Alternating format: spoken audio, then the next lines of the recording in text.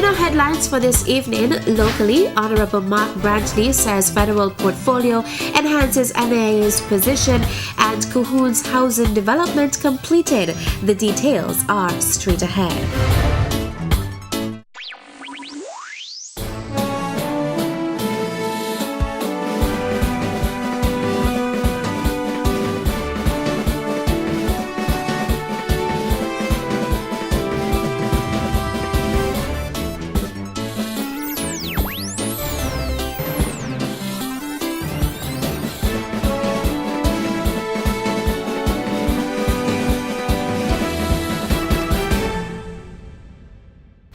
Good evening and welcome to the Nevis Newscast for today, Wednesday, March 18th, 2015. I am your presenter for this evening, Bronte Swanston Hendrickson. I think that people understandably are asking, how can you manage a federal responsibility, a federal portfolio, and the Nevis Island portfolio? And the short answer is I depend very heavily on the staff. That was the Honorable Mark Brantley describing how he is managing the dual roles of senior minister in the Nevis Island administration as well as the federal government. Minister Brantley is commending the senior officials in his ministries both in the NIA and the National Unity Government. And I have great praise for the people who I work with locally here in Nevis, and indeed those that I've just been exposed to over the past month or so on St. Kitts. And I depend heavily on them to update me, to keep me abreast of all that is happening and where necessary for my intervention. So far, managing both roles has been challenging but doable, Minister Brantley assures. The most challenging aspect of it has been the constant demand for travel that Foreign Affairs generates, because literally almost weekly meetings are being demanded in various capitals of the world, and so I have to manage that, of course, with also the need to be here locally to take care of certain things on the ground. But you will realize, and the Nevisian public will realize, that the portfolios that were allocated to myself and to the Honourable Premier are portfolios which complement what we already do in Nevis. And so tourism, for example, is complemented by aviation. Airlift is very important. And so we're trying to twin those, partner those, so that both islands benefit more from tourism and from airlift. Minister Brantley is also St. Kitts and Nevis's Minister of Foreign Affairs. Many people look at foreign affairs and don't quite appreciate the significance of it. The reality is that virtually every government-to-government contact comes through the Ministry of Foreign Affairs. So whether it's scholarships to foreign countries, scholarships to foreign institutions, international aid, discussions with ambassadors, you name it, it comes through Foreign Affairs. And so in taking that ministry, it has put me at the very forefront in terms of the diplomatic effort. I think the Prime Minister referred to me as a diplomat-in-chief, and that is really what it entails. It is really something that is rigorous, it is ongoing, it requires effort. But as I say, I have an excellent staff in St. Kitts. We have excellent people at our embassies throughout the world, and we are now in the process of augmenting that and increasing our presence and our footprint, diplomatic footprint, regionally and internationally, so that St. Kitts and Nevis, you will see in the coming months, we'll have a far more expansionist approach to foreign policy as we engage the region, as we engage the world. Deputy Premier of Nevis and Federal Minister of Foreign Affairs and Aviation, the Honourable Mark Brantley. The residents in the Cahoon's housing project are this week breathing a sigh of relief as the Nevis Housing and Land Development Corporation, with assistance from the Public Works Department, completed the road network in that community. The Honourable Alexis Jeffers visited the area yesterday to observe what had been done. As it is, we are just about in the wrap-up phase of this road development, or this road network that we would have put in here at Cahoon Housing Development. And I want to thank Public Works from the bottom of my heart for doing a tremendous job in giving us a wonderful service here. I also want to thank the local contractor who would have put in the drainage and the curb work as well. It is testimony to the fact that locals can produce, and they have been producing, So I am pleased, and I have had some very good reviews from the residents here at Kuhn Housing Development as well. The minister told us that the NHLDC is looking at doing further development in the area just above the existing project. This is phase 1. We're going on to phase 2, hopefully over the next couple of months. There have been some applications made for housing at the phase 2 area, so we'll have to do some clearing and some cleaning here as well. But I am happy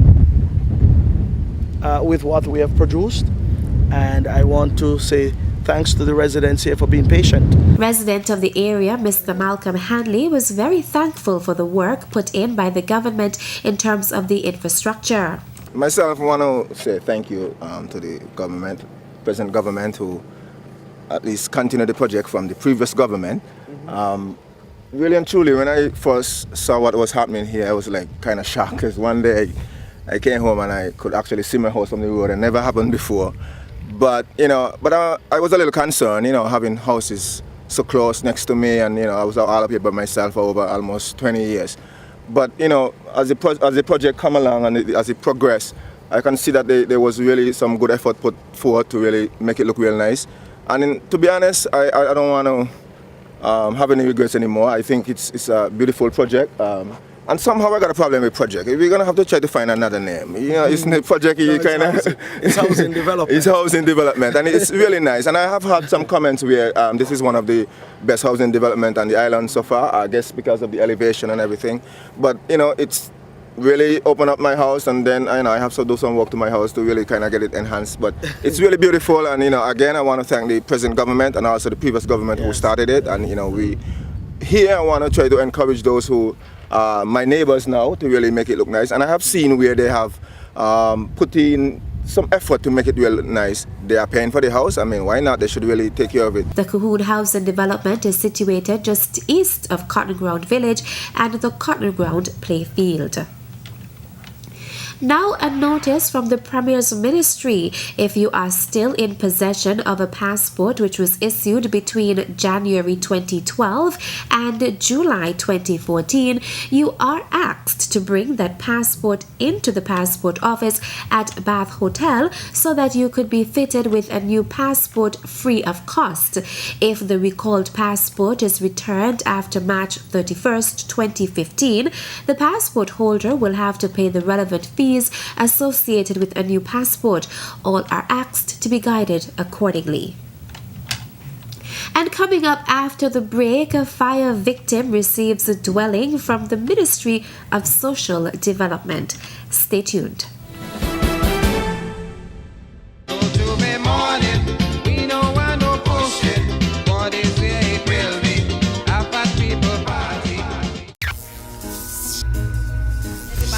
Empress Liberty, and I'm coming from St. Kitts. I want to big up NTV, Brown Hill Communication, and a Stitching Time. Hi, I'm Purple, and you're in tune to NTV. Keep it locked.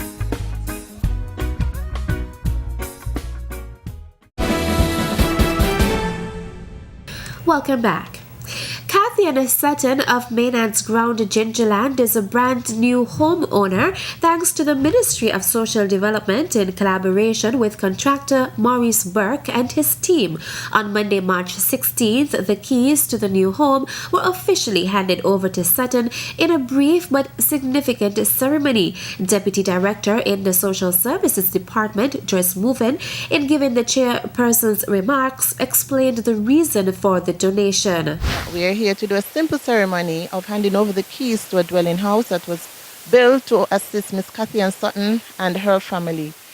We know that she would have suffered a fire some time back and she was seeking assistance, and so the department and the ministry decided to come to her aid to help her and her family. So we say we are just here to do the official ceremony to hand over the keys. Present at the significant handing over ceremony was Junior Minister in the Ministry of Social Development, the Honorable Hazel Brandy Williams. It is one's fundamental right to have access to shelter, electricity, water. These are basic needs. And so the Ministry and the Department of Social Development have come to the aid of Ms. Sutton because we are fully aware that these are her rights and the rights of her children. And when I learned of the unfortunate situation, having suffered a tragic fire, a young woman with 4 young children, there was no doubt in my mind that this is a case that we have to facilitate. I am hoping that she will now be able to lead a very active life, not only herself, but that of her children. They are now being protected by a proper shelter. And so I'm hoping that through everything else, she will continue to give God thanks that we have come to her aid. And so deservingly, she has received such a beautiful edifice. And so this morning, I will just like to say to you, Kathian, that you have weathered the storm. You have championed your own cause. And so we would like you to enjoy this house. Williams also made a special mention of contractor Maurice Burke and his team for constructing the house and then handed over the keys to the new homeowner, Kathian Sutton. Sutton then expressed her utmost gratitude to all those who were instrumental in making her dream a reality. Today I want to thank the Lord for his blessing. I want to thank everyone who assists me to be a homeowner. I'm truly grateful for this. I like to take time out to thank the government. I like to take time out to thank Mr. David Grant and his father. She also took time out to say a special thank you to her cousin, Vandy Sutton, for the donation of the land. Oali Beach Resort's becoming hospitality assured is testimony to the hard work put in by the resort's owners, management and staff, so notes Minister of Tourism, the Honorable Mark Brantley. Oali Beach Resort's achievement of hospitality assured certification is very significant, according to Minister Brantley. Congratulations, Oali. You've done well. Mr. Yarwood and all your staff managers, you have done extremely well. You have joined now the first 3 properties on the island. I have hitherto congratulated Nisbet Plantation and Nelson Spring Beach, and I just want to go on record officially yet again to congratulate Oali Beach Resort and to encourage them to maintain the high standards that they've now set, and encourage other properties to get on board as well insofar as hospitality assured is concerned. The 3 properties which participated in Nevis's pilot of the Hospitality Assured program are now certified, and Brantley says the Ministry of Tourism's Policy and Regulation Officer, John Hanley, as well as Hospitality Assured trainers Amelia Shiverton and Vanessa Webb should be commended. The expertise now resides with us here at the Ministry of Tourism. I want to commend John Hanley in particular, because when he brought this to me, he was one who championed that this could be done, and we embraced it wholeheartedly, and I'm so pleased that Nisbet Plantation, Nelson Spring condominiums, and now Oali Beach Resort have been certified hospitality assured. The hospitality assured brand and program is very important for us as we continue to raise our standards. We recognize that we are in an ever competitive world insofar as tourism is concerned, the travel industry is concerned, and people are demanding higher and higher standards. And so we thought that we would do this pilot project. We were assisted by the Caribbean Tourism Organization and by the Organization of American States, and we want to thank them as well. We had the benefit of Hugh Wint, a trainer and a professional supplied to us by the CTO, and we worked very closely with them. We saw the first 2 properties being certified, and I was so very happy whilst abroad to get the news that Oali, which had been told that they had some additional work to do, had now satisfied the tests and the requirements as well. The Nisbet Plantation Beach Club, the Nelson Spring Beach Resort, and the Oali Beach Resort are the only hospitality assured certified properties in the Federation, and Minister Brantley is seeking to expand the program to properties on St. Kitts. Indeed, we have offered our expertise now to St. Kitts and to my colleague Minister Lindsay Grant, who is Minister of Tourism over there, that we have the expertise and we can certainly assist them in getting properties on St. Kitts hospitality assured, as well as we all try to lift our standards countrywide for tourism. I'm told that only 3 of just about 24 also properties in the entire region that have been hospitality assured certified. And so the reality is Nevis is again leading the way as a small island Our commitment to excellence is well known, and we are leading the way. Minister of Tourism, the Honorable Mark Brantley. In commemoration of International Women's Month, the Nevis Youth Council will be hosting a workshop on Friday, March 20th at the Red Cross Building in Charlestown at 3:45 p.m. In an interview with host of the Nevis Television's Social Development Outlook, Curtis Morton, president of the Nevis Youth Council, Dwayne Hendrickson, went into detail about the workshop and also spoke about the workshop's facilitator. It's for young girls between the ages of 12 to 25. We're going to have it at the Red Cross Center or the Red Cross Building on the 20th of March, starting at 3:45. We have a very, I don't know how to describe it with words, but our facilitator is Javan Dyer. She's studying art therapy in the United States. She's a Division native. She's all about this. She's all about promoting girls to see their vision, to see their greatness, to see where they can be, and it's never too late to achieve what you want in life. Hendrickson then explained that the workshop would be in two halves. It starts at 3:45 and it goes on till 4:45 for the first half. Now, when I said the first half, I mean students between the ages of 12 to 18. And then we want to cater to young girls between the ages of 19 to 25.